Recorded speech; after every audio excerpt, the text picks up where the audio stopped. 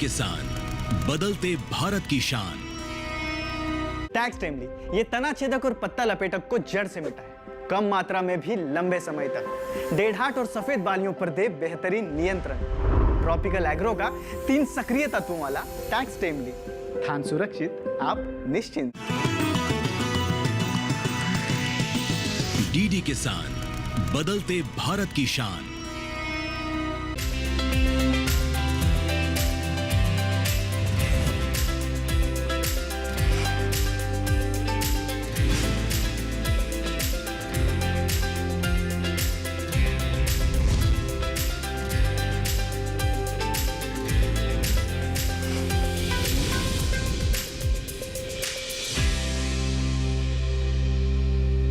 नमस्कार, आप देख रहे हैं दूरदर्शन किसान चैनल। सफल किसान कार्यक्रम में मैं अदिति शर्मा आप सभी का स्वागत करती हूँ। हमारे इस कार्यक्रम में हम आपको देश के कुछ ऐसे किसानों से मिलवाते हैं जो कृषि के क्षेत्र में कुछ नया कर रहे हैं, कुछ अलग कर रहे हैं। साथ ही आपको बता दें कि जैविक और प्राकृतिक खेती को बढ़ावा देने वाले किसानों से भी हम आपको रूबरू करवाते हैं। ऐसे ही एक किसान से आज के कार्यक्रम में मुलाकात होगी। जी हाँ, इनका नाम है जितेंद्र कसाना। इन्होंने रासायनिक खेती को छोड़कर गोबर से तैयार खाद के माध्यम से जैविक खेती करने का फैसला लिया, जिसके चलते इनकी खेत की जो मिट्टी है वो तो उपजाऊ हुई ही, साथ ही साथ इनके खेत में जो उत्पादन होता है सरसों, ज्वार, सब्जी फसलों और अन्य फसलों का, उसकी गुणवत्ता में भी काफ़ी बेहतरी आई है। अपने क्षेत्र में जैविक खेती और पशुपालन के चलते इनको एक अलग पहचान भी मिल चुकी है। तो फिर आइए इनकी दास्तान को जानने के लिए रुख करते हैं उत्तर प्रदेश के गाजियाबाद के सिरोरा सलेमपुर गाँव का।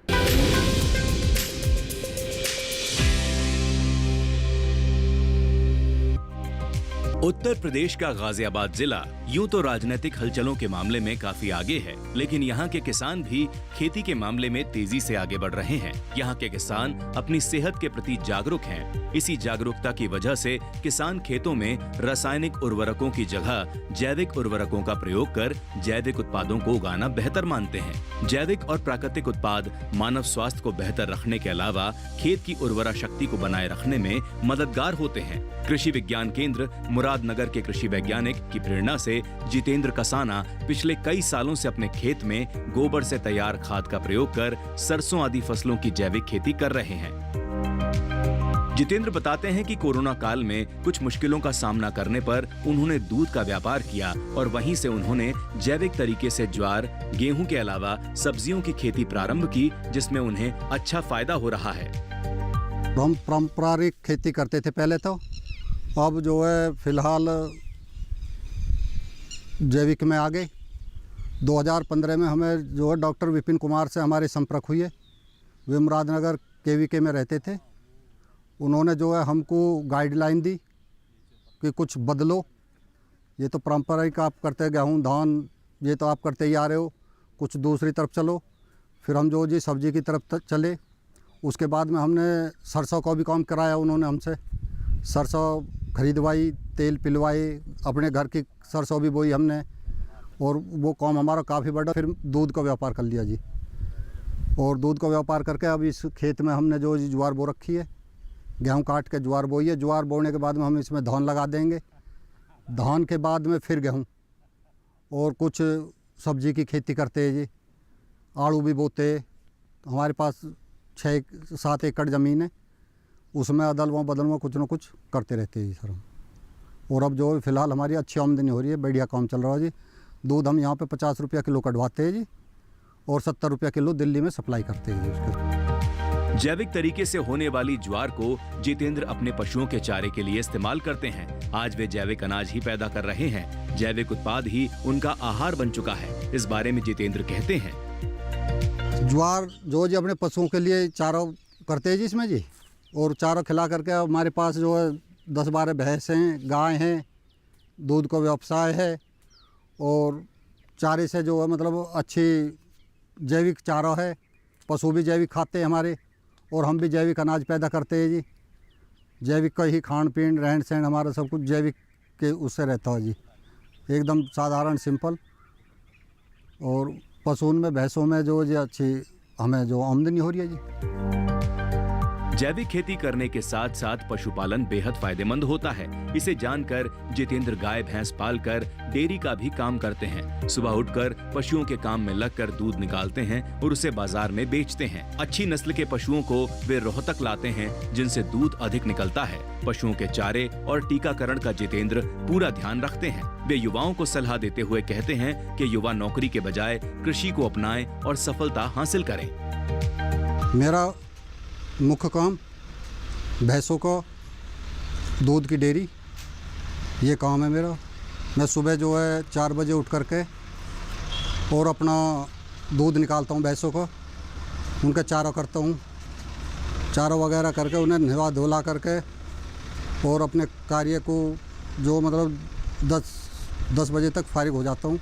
हम जो जी गर्मियों में तो जी इन्हें नहलाना पानी से 2 बार, एक बार सुबह एक बार शाम को जी, और अपना पंखा लगा देते हैं गर्मियों में। सर्दियों में अपनी टाट वगैरह लगा करके डेयरी के अंदर, और चारे में थोड़ी तब्दीली कर देते हैं जी। चारे में तो जैसे अब भूसा चल रहा है जी अभी फ़िलहाल, तो फिर ज्वार चल जाएगी 10-15 दिन बाद, जो हमारी 15 दिन बाद ज्वार चल जाएगी। फिर ज्वार और भूसा मिला के खिलाएंगे इनको, और खड़ वगैरह खिलाएंगे। खड़ जो है बिनौले की खड़, सरसों खड़, चने की चूरी, चोकर, ये चीज़ डालते हैं। सर्दियों में जो है जी, सर्दियों में भी वो होती है मतलब तूड़ा, धान की पुराल जो होती है, हम उसको वेस्टेज नहीं करते ना। उसमें ये है कि मतलब आग लगा दे या वो कर दे, अपनी धान की जो पुराल होती है उसको इकट्ठा कर लेते हैं और मशीन पे काटते हैं और अपने पशुओं को कुछ खिलाते हैं जी। भारत की समृद्धता प्राचीन काल से विख्यात रही है और यहाँ की कृषि पद्धति भी। प्राचीन काल से ही भारत के खेतों में गोवंश का बोलबाला रहा है। खेत और गोवंश एक दूसरे के पूरक माने जाते रहे हैं। गोवंश का गोबर और गोमूत्र का उपयोग खेत की उर्वरा शक्ति को बढ़ाने और बीजों को रोग रोधक बनाने में किया जाता रहा है। मानव और खेत दोनों के स्वास्थ्य पर प्रतिकूल असर के चलते कृषि विभाग ने जैविक खेती को बढ़ावा देने का निश्चय किया। कृषि विभाग के प्रयासों के कारण एक बार फिर किसानों का रुझान जैविक और प्राकृतिक खेती की ओर बढ़ रहा है। कृषि विभाग जैविक खेती को बढ़ाने के लिए कई योजनाएं चला रही है, जिसके सकारात्मक परिणाम भी सामने आने लगे हैं।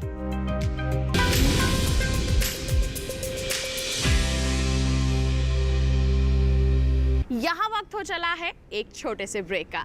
आप कहीं मत जाइए। ब्रेक के बाद हम जैविक खेती और प्राकृतिक खेती को बढ़ावा देने की दिशा में राष्ट्रीय जैविक और प्राकृतिक खेती केंद्र के प्रयासों के बारे में जानेंगे किस तरह से ये केंद्र हमारे किसानों को प्रोत्साहित कर रहा है कि वो जैविक और प्राकृतिक खेती को अपनाएं और अपने लिए उसे फायदेमंद बनाएं। बने रहिए दूरदर्शन किसान पर, देखते रहिए कार्यक्रम सफल किसान।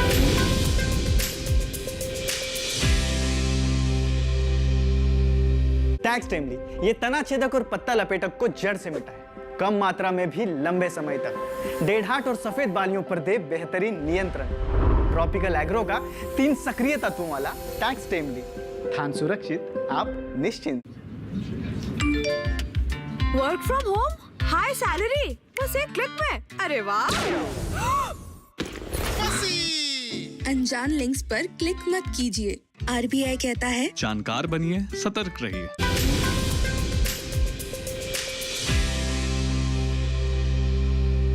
ब्रेक के बाद दूरदर्शन किसान के कार्यक्रम सफल किसान में आप सभी का फिर से स्वागत। किसान भाइयों बहनों, आइए अब रुख करते हैं राष्ट्रीय जैविक और प्राकृतिक खेती केंद्र का। जानते हैं कि किस तरह से इस केंद्र द्वारा प्रयास किए जा रहे हैं, कैसे यहाँ के जो वैज्ञानिक हैं या फिर कहीं जो विशेषज्ञ हैं हमारे किसानों को बढ़ावा दे रहे हैं ताकि वो जैविक और प्राकृतिक खेती को अपनाएं और अपनी खेती किसानी को अपने लिए और साथ ही साथ पर्यावरण के लिए भी उन्नत बनाएं।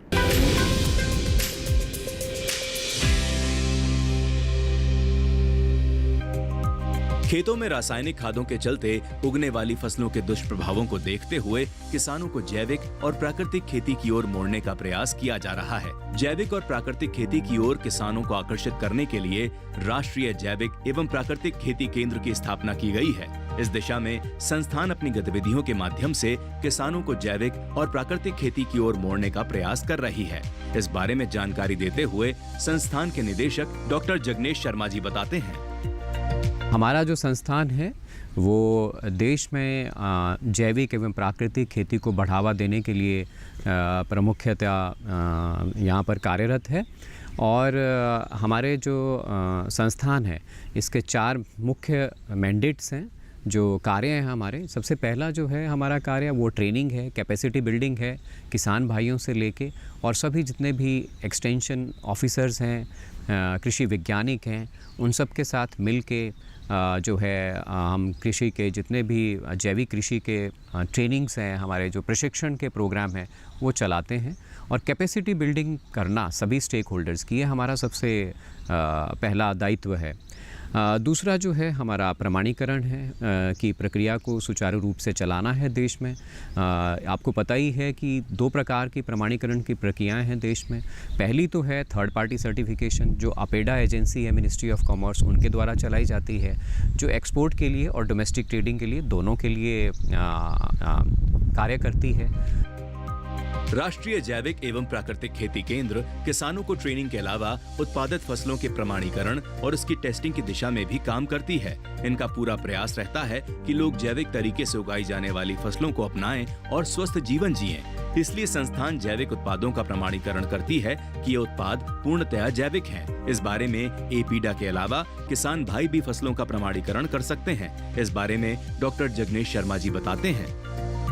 हमारा जो संस्थान है मिनिस्ट्री ऑफ एग्रीकल्चर का, हमारे यहाँ पर पीजीएस सेक्रेटरीट है जिसका नाम है participatory guarantee system of certification. तो ये सर्टिफिकेशन ग्रुप बेस्ड सर्टिफिकेशन है और जैसे कि आपने नाम सुना पार्टिसिपेटरी, मतलब किसानों द्वारा खुद का निरीक्षण खुद करके और खुद ही अपना पीयर इंस्पेक्शंस, पीयर अप्रेजल्स के द्वारा डिक्लेयर करना कि हाँ हम जो है केमिकल फ्री फार्मिंग कर रहे हैं और हमारी जो है जैविक खेती हम जैविक कर रहे हैं और स्टैंडर्ड्स और जो मानक हैं उनके आधार पर जैविक खेती कर रहे हैं। तो इस प्रकार की जो सर्टिफिकेशन की प्रक्रिया है वो भी हमारा दूसरा दायित्व है। और तीसरा जो हमारा मैंडेट है वो है टेस्टिंग का। हमारे यहाँ पर हमारे संस्थान के साथ हमारे 5 और संस्थान हैं जिनका हम क्षेत्रीय संस्थान कहते हैं और जो रीजनल सेंटर हैं हमारे अलग अलग देश के अलग अलग हिस्सों में हैं। जैसे कि हेडक्वार्टर गाज़ियाबाद से शुरू करें यहाँ पर, तो ये जो संस्थान है यहाँ पर लेबोरेटरी भी है जो ऑर्गेनिक जो इनपुट्स हैं, जैसे ऑर्गेनिक फर्टिलाइज़र्स हैं, बायो फर्टिलाइज़र्स हैं, जो फर्टिलाइज़र कंट्रोल ऑर्डर 1985 है उसके तहत हमारी लैब्स जो हैं वो नोटिफाइड हैं। और हमारी जो हेडक्वार्टर की लेबोरेटरी है वो तो NABL एक्रेडिटेड भी है। और इसके अलावा बेंगलोर की लेबोरेटरी है RCONF बेंगलोर और RCONF नागपुर है। और इसके अलावा जो है हमारी RCONF भुवनेश्वर है। इसके अलावा हमारे RCONF मणिपुर है। तो हमारी 5 संस्थान हैं क्षेत्रीय जो ट्रेनिंग भी करते हैं, टेस्टिंग भी करते हैं और उसके साथ साथ में सर्टिफिकेशन की प्रक्रिया को भी सुचारू रूप से चलाने में सहायक हैं। जैविक एवं प्राकृतिक खेती के प्रति किसानों को जागरूक करने के लिए संस्थान अन्य गतिविधियां करने के अलावा किसानों को ट्रेनिंग आदि भी देते हैं। जैविक उत्पादों की जांच के लिए संस्थान अपनी लैब को अपग्रेड भी कर रहा है जिससे उत्पादों की सही जांच हो सके और लोगों को सही जैविक उत्पाद मिल सके। इस बारे में जगनेश जी कहते हैं। ट्रेनिंग में हमारे सबसे बड़ा जो ट्रेनिंग प्रोग्राम है वो 30 दिवसीय सर्टिफिकेट प्रोग्राम है जिसमें हम +2 तक के जो बच्चे हैं उनको ट्रेनिंग देते हैं जैविक खेती एवं प्राकृतिक खेती के ऊपर। सर्टिफिकेशन के बारे में भी उनको जानकारी दी जाती है और उनको ट्रेन किया जाता है। थ्योरी और प्रैक्टिकल दोनों करवाई जाती है और उनको कहीं भ्रमण पर भी ले जाया जाता है। तो इस तरह से 30 दिन में उनको एक्सपोज किया जाता है सभी प्रकार के जैविक खेती एवं प्राकृतिक खेती की जितनी भी गतिविधियाँ हैं वो सब उनसे उनको अवगत कराया जाता है। 20 लेक्चर्स रखे जाते हैं जो हमारे नेशनल लेवल के एक्सपर्ट होते हैं, वो चाहे साइंटिस्ट हों, वैज्ञानिक हों IARI के या किसी भी एग्रीकल्चर यूनिवर्सिटी के, उनको हमने पैनल और एक्सपर्ट्स को अपने पैनल में रखा होता है। उनको बुलाया जाता है इन ट्रेनिंग्स को करवाने के लिए। इसके साथ साथ हम कंपाइलेशन करते हैं डिफरेंट पैकेज ऑफ प्रैक्टिसेस की जो एग्रीकल्चर यूनिवर्सिटीज़ के द्वारा वैलिडेटेड टेक्निक्स हैं, टेक्नोलॉजी है, उसको हम ट्रेनिंग मॉड्यूल्स के फॉर्म में पब्लिश करते हैं। हमारा ऑर्गेनिक फार्मिंग का न्यूज़लेटर भी है, बायो फर्टिलाइज़र न्यूज़लेटर भी है जो साल के 2 बार हम पब्लिश करते हैं और किसानों तक ही नहीं सभी स्टेक होल्डर्स तक वो पहुंचता है।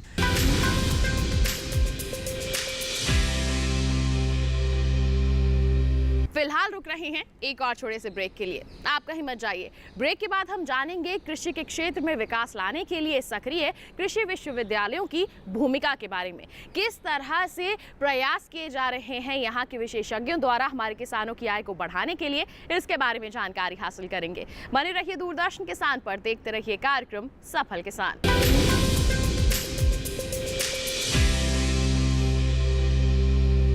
टैक्स टाइमली ये तना छेदक और पत्ता लपेटक को जड़ से मिटाए, कम मात्रा में भी लंबे समय तक। डेढ़ाट और सफेद बालियों पर दे बेहतरीन नियंत्रण। ट्रॉपिकल एग्रो का 3 सक्रिय तत्वों वाला टैक्स टाइमली। धान सुरक्षित, आप निश्चिंत।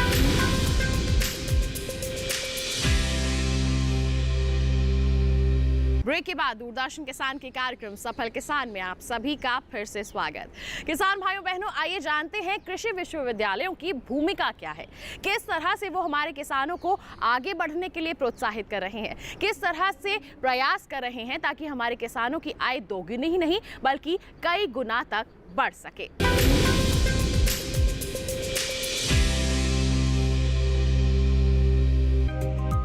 पिछले कुछ सालों में भारत ने दुनिया भर में खाद्य आपूर्ति सुनिश्चित करके प्रमुख कृषि प्रधान देश की इमेज बनाई है और ये सब संभव हुआ है देश के विभिन्न क्षेत्रों में काम कर रहे कृषि विश्वविद्यालयों के अधिकारियों की ओर से किसानों को मिलने वाली कृषि संबंधी मार्गदर्शन से। मेरठ जिले के मोदीपुरम में स्थित सरदार वल्लभ भाई पटेल कृषि एवं प्रौद्योगिकी विश्वविद्यालय के प्रसार निदेशालय में कार्यरत डॉक्टर सिंह बताते हैं। सरदार वल्लभ भाई पटेल कृषि एवं प्रौद्योगिकी विश्वविद्यालय मेरठ के प्रसार निदेशालय के नियंत्रण में 18 जनपद आते हैं, जिसमें 4 मंडल हैं और इन 18 जनपदों में 20 कृषि विज्ञान केंद्र कार्यरत हैं।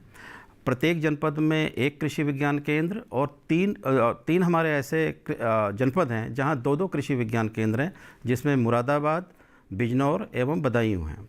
प्रसार निदेशालय कृषि विज्ञान केंद्र के माध्यम से तकनीकी हस्तांतरण में अपना योगदान दे रहा है, जिसमें हमारा जो मुख्य रूप से हम जो खेती में लगे किसान भाई हैं उनके लिए, महिलाओं के लिए और खेती में युवाओं का रुझान बढ़ाने के लिए हम तकनीकी रूप से उनको सशक्त बनाने में लगे हुए हैं। और जो भी इस पश्चिमी उत्तर प्रदेश की प्राथमिकताएं हैं उन पर प्रसार निदेशालय कृषि विज्ञान केंद्र के वैज्ञानिकों के माध्यम से तकनीकी हस्तांतरण करा रहा है। खेतों में पानी के बेहतर इस्तेमाल के बारे में भी किसानों को जागरूक किया जा रहा है। महिला सशक्तिकरण के अलावा युवाओं को खेती के प्रति रुझान पैदा करने के लिए भी विश्वविद्यालय लगातार प्रयास कर रहा है। कृषि के मामले में किसानों की आय बढ़ाने के लिए प्रयास जारी हैं। आइए इस बारे में जानते हैं। बहुत सारी ऐसी तकनीकी है जिससे जल को बचाया जा सकता है। ड्रिप इरिगेशन है, स्प्रिंकलर है, उसके बारे में भी उनको बहुत सारे अवेयरनेस प्रोग्राम के माध्यम से जागरूक किया जा रहा है।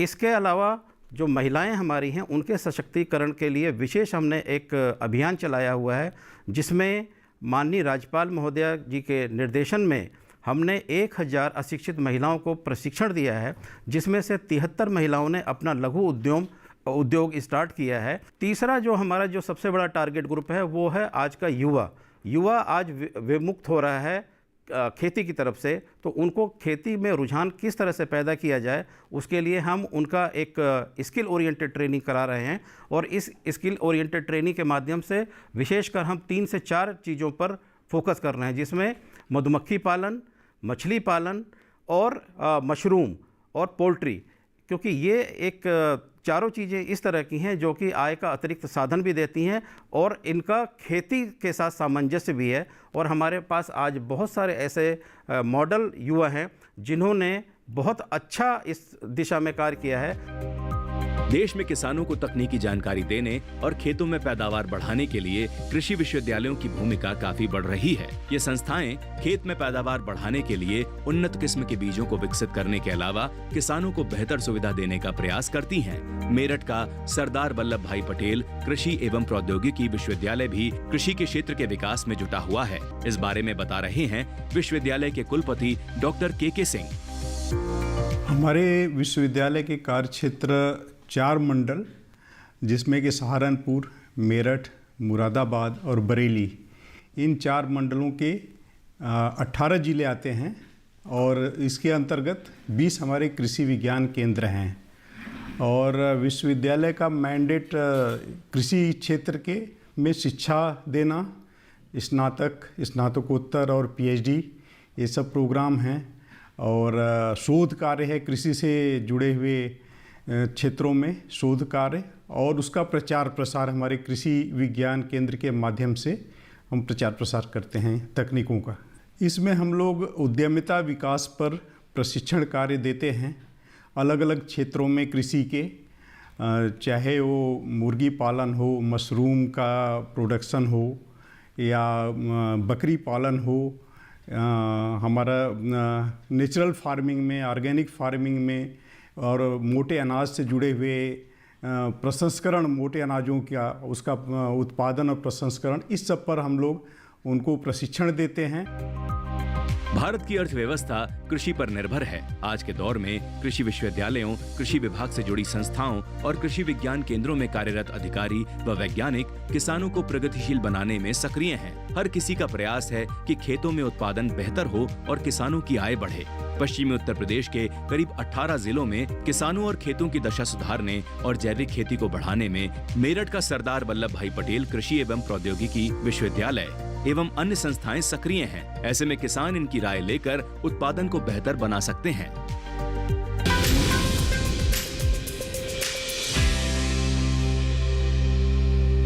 तो ये था हमारा आज का कार्यक्रम सफल किसान, जिसमें हमने मुलाकात की हमारे गाजियाबाद के सफल किसान जितेंद्र कसाना जी से, जो बिल्कुल सफलतापूर्वक पशुपालन कर रहे हैं, जैविक खेती कर रहे हैं, और न केवल वो अपने जीवन को संवार रहे हैं बल्कि आसपास के जो हमारे किसान हैं उन्हें भी प्रेरित कर रहे हैं और उनके जीवन में भी उजाला फैलाने का प्रयास कर रहे हैं।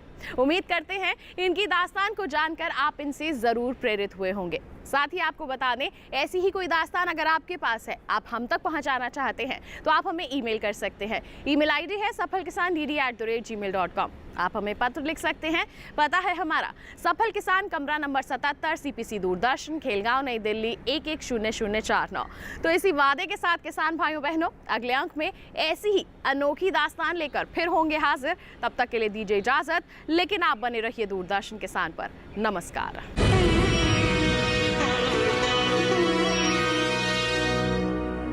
टैक्स टाइमली, ये तना छेदक और पत्ता लपेटक को जड़ से मिटाए।